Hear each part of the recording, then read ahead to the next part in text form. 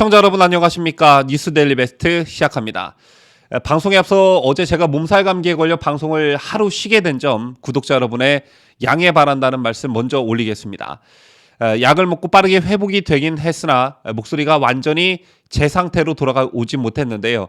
이 점도 역시 구독자 여러분의 많은 양해 바라겠습니다. 그럼 저희가 준비한 소식 바로 시작하겠습니다.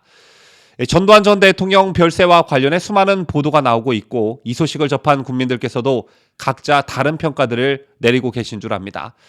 자유민주주의 사회에서 역사와 역사 속 인물을 평가하는 건 국민 개개인의 자유이기 때문에 다양한 평가와 해석이 나오는 건 매우 자연스러운 일입니다. 하지만 이번 전두환 전 대통령의 별세와 관련해 대한민국 사회가 보여주고 있는 모습들은 매우 우려스러운 지경이 아닐 수 없습니다. 인류가 역사를 기록하는 건 잘못된 과거를 기억하고 되새김으로써 그와 같은 일이 다시는 되풀이되지 않도록 한다는데 그 목적이 있다고 볼 수 있는데요. 그러기 위해선 역사를 편협된 시각이 아닌 객관적으로 바라보고 기록해야 합니다. 그리고 무엇보다 공과 사를 명확히 구분하는 것도 굉장히 중요한 일이겠죠. 그런데 지금 우리 대한민국은 어떻습니까? 역사는 힘 있는 자에 의해 기록된다는 말처럼 정권을 잡은 세력들에 의해 또 그들의 이념적, 사상적, 정치적 잣대에 따라 저들 맘대로 역사가 재단되고 있습니다. 그리고 저들의 자의적 해석에 따라 재단된 역사를 국민들에게 강요하고 있습니다. 그 결과 역사는 늘 명과 암이 있기 마련이거늘 이승만, 박정희, 전두환, 노태우, 이명박, 박근혜는 항상 명보다 암을 부각시켜 국민들에게 저들은 나쁜 지도자라는 인식을 갖도록 하게 하는 반면 김대중 노무현은 암보다는 명을 부각시켜 늘 우상화해왔습니다. 이런 의미에서 전두환 전 대통령의 별세 소식을 다루는 언론사 보도와 정치권의 행태는 매우 우려스럽기 짝이 없습니다. 주요 외신들은 전 대통령이 8년 동안 청와대에 있던 시기, 그 시기는 잔혹함과 정치적 억압이라는 어떤 과오도 있었지만 경제적 번영도 있었다며 명과 암을 객관적으로 보도하고 있는 반면 국내 언론들은 전 대통령의 과오에만 집중 부각하고 있을 뿐만 아니라 고인에 대한 기본적 예의조차 지키지 않고 있습니다. 어제와 오늘 언론사들의 보도 행태를 보면 전두환 전 대통령을 전두환 씨 또는 씨자도 안 붙인 채 전두환 이렇게 부르고 있었습니다. 그런데 북한 김정은과 관련해선 꼬박꼬박 김정은 위원장이라고 부르고 심지어 리설주에게도 여사라는 호칭을 꼬박꼬박 달고 있죠. 또 일부 언론사 현장 기자들은 빈소에서 기본적인 예의조차 지키지 않는 모습이 포착되기도 했습니다. 어제 저녁 빈소에 이순자 여사가 나타나자 기자들이 몰려들었고 기자들은 5.18 희생자들에게 전할 위로의 말은 없냐고 질문 공세를 펼쳤습니다. 남편의 별세로 오히려 위로를 받아야 할 사람에게 위로의 말이 없느냐는 질문 공세를 펼친 것이죠. 분명 취재 윤리라는 게 존재할 텐데 잔인하다는 생각마저 들었습니다. 이런 언론사들의 행태도 문제이지만 정치권의 행태도 별반 다르지 않습니다. 전 대통령의 별세 소식이 알려지자 청와대는 조화도 보내지 않고 조문도 없다는 입장을 내놨습니다. 그런데 지난 2011년 북한 김정은이 사망했을 때는 어땠습니까? 당시 야당이었던 민주통합당은 긴급 최고위원회까지 소집해 조문사절단을 파견해야 한다는데 의견을 모았고 정부의 일을 압박했습니다. 당시 박지원은 북한이 평화와 교류 협력의 대상이기 때문에 한반도 긴장 완화를 위해서도 조문단이 가야 한다고 말했고 당시 정동영 전 최고위원은 북한이 조문을 받아들인다면 조문하는 게 자연스럽지 않나 생각한다고 말했습니다. 이 밖에 노무현 재단은 성명을 내고 정부에 요청해 조의 전문을 별도로 보낼 계획이라고 밝혔고 당시 유력 당권주자인 한명숙 전 국무총리는 성명을 내고 정부가 조의 문제에 인도주의적 모습을 가질 것을 당부드린다고 말했습니다.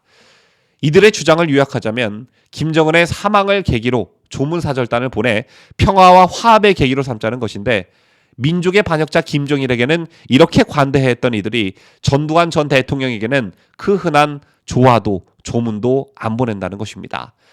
전두환 전 대통령이 진정성 있는 사과를 안 했기 때문에 그런다는 건데요. 그런데 김정일은 진정한 사과를 했습니까? 아니, 김정일에게 진정한 사과를 당당히 요구하기는 했습니까? 그 이전에 1994년 북한 김일성이 사망했을 때 당시 재야 인사들과 한국대학생 총학생회 연합 등 좌파 성향 대학생 단체들은 평양으로 조문단 파견을 강행했고 자체 분향소를 설치해 참배하기까지 했습니다. 그런데 오늘 오전 서울 종로구 보신각 앞에 설치됐던 전두환 전 대통령 추모 분향소는 설치 2시간여 만에 철거당했습니다. 해당 구청은 도로법 위반이라는 이유를 들었지만 아무래도 정치적 이유가 컸겠죠. 더불어민주당 대선 후보인 이재명은 지난 10월 22일 광주 5.18 묘지를 방문했을 때 이른바 전두환 비석을 밟았습니다. 이재명은 올 때마다 잊지 않고 꼭 밟고 지나간다며 오늘도 그걸 피해가기 어려울 것이라고 말한 후 보란듯이 기념비에 한 발씩 천천히 발을 올린 뒤 두 발로 지그시 눌렀습니다. 그러면서 이재명은 씩 웃으며 윤석열 후보도 지나갔어?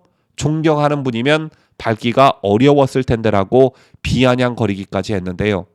언제부턴가 우리나라에서는 광주 5.18 묘지를 갔을 때 전두환 비석을 밟냐 밟지 않느냐를 보고 5.18에 대한 인식 내지 정치 성향을 재는 흉측하기 그지없는 풍습이 생겼습니다. 전두환 비석은 원래 1982년 전두환 당시 대통령 부부가 전남 담양군 고서면 성산마을에서 민박한 것을 기념해 세워진 비석이었죠. 하지만 광주 전남민주동지회라는 단체가 1989년 이 비석을 부순 후 광주 망월동 묘지 5.18 묘역 입구 바닥에 파묻혀 전두환에 대한 분노를 상징하는 장치로 만들었는데요. 이재명 후보뿐만 아니라 대선 출마를 선언한 김동연 전 부총리, 심상전 정의당 후보도 전두환 비석을 밟았고 민주당 대선 후보 경선에 나왔던 이낙연 전 대표, 정세균 전 총리도 마찬가지였습니다.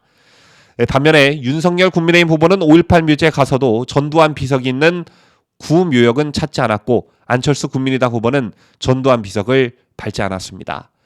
그런데 이 괴상한 일종의 풍습을 배진영 월간조선 기자가 남다른 시각으로 분석을 했는데요. 여러분 혹시 후미에라는 것을 알고 계시는지요? 후미에는 일본 도쿠가와 막부가 기독교를 탄압하면서 기독교 신자를 색출해내기 위해 백성들에게 예수나 성모 마리아가 새겨진 목판이나 금속판을 밟도록 한 것을 말합니다. 이를 거부하거나 머뭇거리는 자는 기독교 신자로 몰려 투옥, 처형당했는데 투옥이나 처형에 이르지는 않더라도 자신이 기독교 신자가 아니라는 것이 밝혀질 때까지 모진 고생을 해야 했습니다. 이게 유래가 되어 현대에 들어와서도 누군가의 사상을 검증한다든지 어떤 집단 내에서 반대 의견을 가진 자를 색출하기 위한 장치나 행위들을 후미에라고 부릅니다. 이런 의미에서 이른바 전두환 비석 밟기는 5.18에 대한 인식이나 정치 성향을 따져보려는 한국판 후미에라는 게 배진영 기자가 가진 시각이었습니다. 지금이야 대한민국 정치 지형이 좌와 우가 팽팽히 맞서며 균형을 맞추고 있지만 이런 정치 지형이 이해찬이 말한 보수 계멸이나 좌파 100년 집권론처럼 만약 이런 게 현실화된다면 누군가의 사상을 검증한다든지 어떤 집단 내에서 반대 의견을 가진 자를 색출하기 위한 후미해가 만연한 사회가 되지 않겠습니까? 때문에 좌파들과의 역사 논쟁에서 물러나지 않는 일, 그리고 우파 성향 전직 대통령들의 명예를 회복하고 명예를 지키는 일을 게을리하지 않았으면 좋겠다는 생각을 여러분과 함께 가져봅니다. 부디 고 전두환 전 대통령께서 세속의 모든 영욕을 잊어버리시고 하늘나라에서 평안하게 연면하시기를 기원하겠습니다.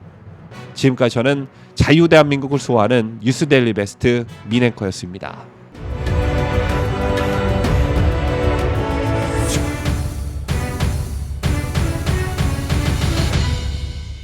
함께해요. 뉴스데일리 베스트.